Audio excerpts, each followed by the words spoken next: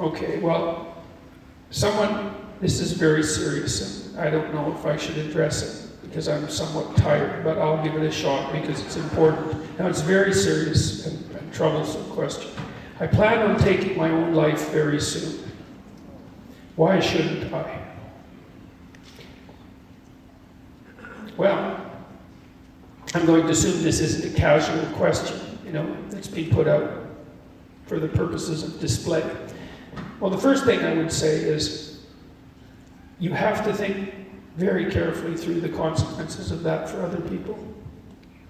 So I've had clients in my clinical practice who never recovered from the suicide of a family member.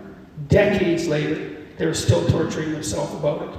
And so that's what you leave behind. Now, the problem is you might be dreaming about that, because maybe you're feeling that life has been twisted against you and that people deserve to suffer for the misery that they've imposed upon you. But I would say, think very, very carefully before you go down that route. It's a terrible thing to leave people with.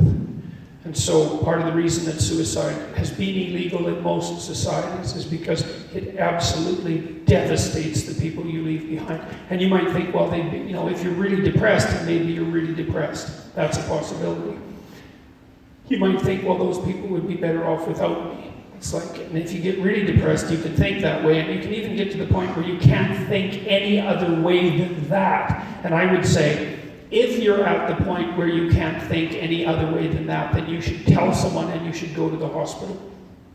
Because that can happen, and it can happen if you get depressed. And there are treatments for depression, and many of them work. For some people, antidepressants work like mad. Now, they don't work for everyone, and I'm not claiming that they're a panacea, but they certainly beat the hell out of suicide.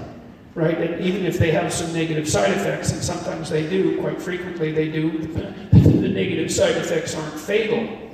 It's like, well, there's the possibility that your condition is physical, that you're ill in some way, either physically or perhaps you have a psychological problem, maybe you were hurt, or there's lots of reasons that people get depressed that are very, very complex. I would say don't give up hope and do something final before you've explored all possible options. And if you haven't talked to a psychologist, you haven't talked to a psychiatrist, you haven't tried antidepressants, you haven't revealed to your family or people that care for you that this is how you're feeling, then you owe it to yourself and them to explore every possible avenue before you take such a step. And then you don't want to deprive the world of what you could bring to the world. That's the other thing, you have intrinsic value, and you can't just casually bring that to an end. You leave a hole in the fabric of being itself. So, and a wise man that I once worked with said, he was a very strange person. He was a psychologist at the maximum security prison in Edmonton, and I worked with him for a while, briefly, very briefly, at the prison itself. And he said, you can always commit suicide tomorrow.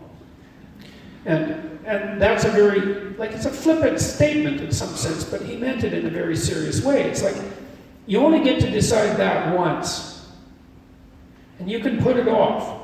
And so I would say just put it off, and then put it off some more, and then put it off some more, and see what you can do to put yourself together. You explore every possible option. And if you're so hopeless that you have a suicidal plan, which is a real sign of danger, if you really know how you would do it and you've thought it out, then I would say, tell someone for God's sake, tell them, or go to a hospital and tell them. And for sure, try antidepressants, but what the hell do you have to lose? So do everything you possibly can to address the issue before you do something like that. And do give some thought to the people that you're going to leave behind, because believe me, you may just absolutely wipe them out in a way that they will never recover from. You cannot fix someone's suicide. You're stuck with it. And you think you torture yourself for the rest of your life. If I would have only known, if I would have only said something different. This particular client talked to her relative, a sibling, who committed suicide like 20 minutes before he committed suicide, probably after he took the pills. And she was kind of preoccupied because you don't know that the person at the other end is at the end of their tether. And she never forgave herself for not responding properly in that last phone call. That's a hell of a thing to leave someone with. So I would say, and the final thing I would say is, don't be so sure that your life is yours to take. You know, you don't own yourself the way that you own an object. You have a moral obligation to yourself as a locus of divine value, let's say. You can't treat that casually. It's wrong. So those are the reasons. Explore everything you can explore to put yourself back on your feet. All the things. There's all sorts of treatments for depression. Don't leave the people around you with that to suffer from for the rest of their life. Don't underestimate your value in the world. And don't underestimate the fact that suicide is wrong. And so those are 4 reasons why you shouldn't end your life soon, or at all, for that matter. So good.